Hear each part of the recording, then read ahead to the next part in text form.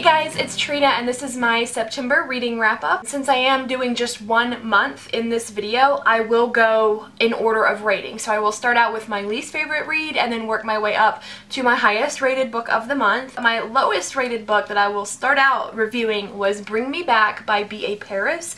This is an adult thriller and it is about a couple who went on vacation, and on their way back, the man is driving and he stops at a rest stop. And when he comes back to the car, the girl is gone without a trace. It's several years later, and all of a sudden things start showing up that only the missing woman really would have known about. It was very readable, but I found it so completely predictable. It didn't wow me at all, and when I got to the end it just left me with the feeling that I didn't really enjoy reading that. Even though I never wanted to quit, I didn't enjoy it. I think that it definitely had potential, but just the way that things unraveled, just I wasn't surprised at all, and I think that a story like this could have had a much bigger punch. I read Providence by Kepnes. This is another thriller. It follows 3 points of view, and at the beginning, 2 of the main characters are school peers, and the boy gets kidnapped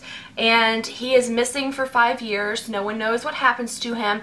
5 years later he wakes up and like he had been put into a medically induced coma by some guy that kidnapped him, did experiments on him, and now that he's woken up, he's lost 5 years of his life, but he has this supernatural power or ability. We follow the girl that he was in school with that was in love with him, and then the third point of view is following a detective. I thought that this had an incredible premise. It was so interesting, and I was always intrigued. I always had hope for this book to be amazing, but in the end, it felt like it didn't fulfill my need to know the exact hows. I wanted a little bit more explanation. It got kind of murky in the execution where it was just trying to bring all 3 of these characters' points of views together, and it just kind of like lost focus in my opinion. I really liked the point of view of the detective and I really liked the point of view of the guy, but I kind of felt like the girl's point of view was a bit useless. I do think it's worth a read, but it wasn't what I wanted it to be. I had higher hopes than this book reached. I read We Are Okay by Lacour. It follows a college student who she has lost someone very close to her and it's really affected her life, and she's really on her own right now and she's lost touch with her old friends. The story picks up, you know, after some time has passed and she's reconnecting with her previous best friend. There is a female-female romance in this book. I would recommend it if you're looking for that. I would recommend it if you're looking for books that explore grief, books that are very character focused, because this book took place like over just a couple of days. It's very isolated, small kind of story. There's not much, you know, action or plot going on. It's really just delving into this character dealing with all of her feelings. I did think that it delivered well on those aspects, but this is just not a genre that I typically read. It's just a personal preference. I don't tend to gravitate towards books about grief because I have experienced a lot of grief in my life and I don't like reliving it in books, but I would still definitely recommend it to you if any of those topics sound interesting. Every once in a while when I'm needing some new books to read, I ask my Twitter followers to just pick random numbers, and then I go onto my Goodreads account and I find the book that is the number that people have mentioned to me on Twitter, and I just get this like random TBR of books. Old, new, all sorts of genres, books I don't even remember why I added them to my TBR anymore. One of the books that my Twitter followers randomly chose for me to read recently was I've Got Your Number by Sophie Kinsella. This is an adult romance book, and it is about a woman who she loses her cell phone, it gets stolen, and she really needs a phone because she's got something important that she needs to be contacted for. She happens to just find a phone in a trash can, and she just starts using this random phone, and it turns out that it is a business phone of someone who like constantly needs his emails forwarded, so she just happens to start forwarding him all of the phone calls and emails that are coming through to this phone. Hijinks ensue. It's kind of ridiculous, I'm not gonna lie. It was ridiculous, and the main character can be cringeworthy and ridiculous at times, but it was enjoyable. I always wanted to read it. I never wanted to put it down, so it was very, very readable, even though I was kind of laughing at it and laughing with it at times. Another book that my Twitter followers chose for me to read is Truthwitch by Susan Dennard. This is a YA high fantasy, and it is about, there are different types of magic or witcheries in this world, and the main character Sophia is a truth witch, which means she can tell when people are lying or when they're telling the truth, and that is a very valuable thing, and so she's kind of being sought after by certain people that want to use that. And then her best friend Isolde is a thread witch, who that means she can see the ties and the relationships between other people. The world is very big. I did find it kind of complicated to get into it first. It took me, I don't know, maybe half of the book to really get into it, and then things really took off. So there's a lot of plot happening. I really enjoyed that. I really enjoyed the different ways that other characters were brought into the story and all of their motivations and stuff. And I do have something to say about the audiobook of this one. It was horrible. One of the worst audiobooks I've ever listened to. The narrator gave the two main characters the exact same voice. I could not tell who was who we were following at times, and both of them sound nothing like what I imagine these characters to be like. The narrator gives them the most breathy, whispery, I'm on the edge of fainting every second type of voices. They just sounded so timid, and it was not these characters. I felt like the narrator had zero grasp on who these characters were, and that definitely hindered some of my enjoyment of it. But like I said, I think that it is a good world, good characters, and I am definitely curious in continuing the series, but I'm gonna have to wait and do it until I have time to read print books, because I'm not listening to these audiobooks again because they're all done by the same narrator. I just, not for me.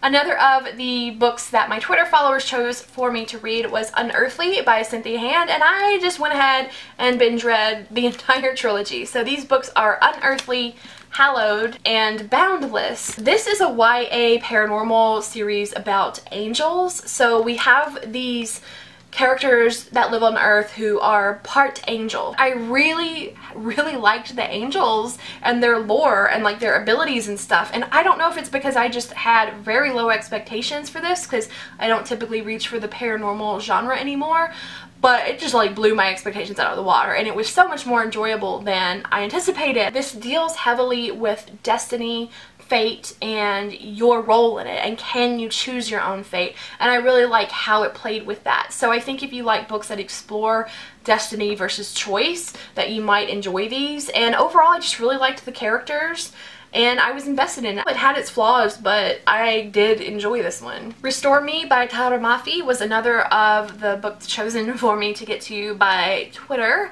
And this is the fourth book in the Shatter Me series. It picks up relatively soon after events of the final book in that original trilogy.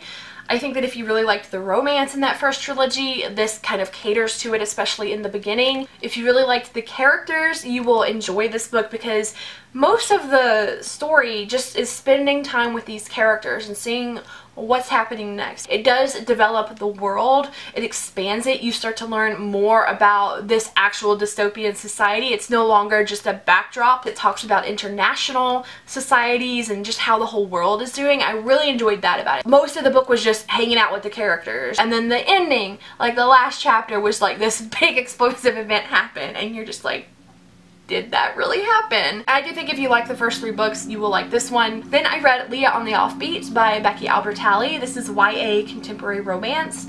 This is a direct sequel to Simon vs. the Homo Sapiens Agenda, so Leah was a main part of that friend group, and you were still going to see all of those characters in this book, but now it is their senior year of high school. Leah is a bisexual character. She's not out to anybody except for her mom, and she starts having a crush on a girl. What I liked about this book is Becky Albertalli's writing always nails it for me.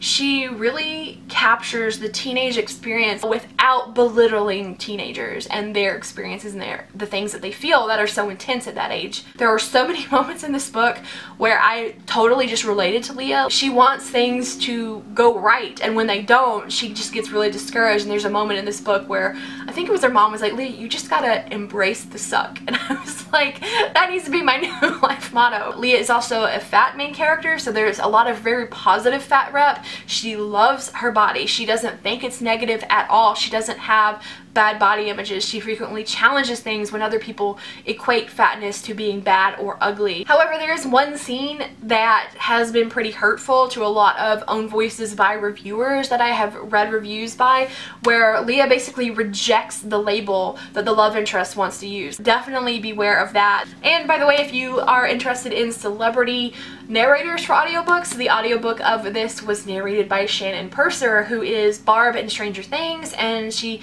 more recently was in Sierra Burgess's The Loser. I also read Can You Keep a Secret by Sophie Kinsella. This is another adult romance book. It is about a woman who is on a business trip. She hates flying, and so she just like grasps onto the man sitting next to her and just starts spilling all of her secrets. And then when she returns to work, she finds out that the guy sitting next to her on the plane is actually the CEO of her company, and now he knows all of this really inappropriate stuff about her love life and about her work life. It really delivered well on its premise. Like, it talks about this setup and it just takes off on that, and it was very fulfilling. I was just reveling in the drama. I'm like that meme of eating popcorn as you're just watching the train wreck unfold. It was just really entertaining to me. Lastly, I read Something in Between by Melissa de la Cruz. This is a YA contemporary about a Filipino main character. She has won a national scholarship to any college that she wants to go to,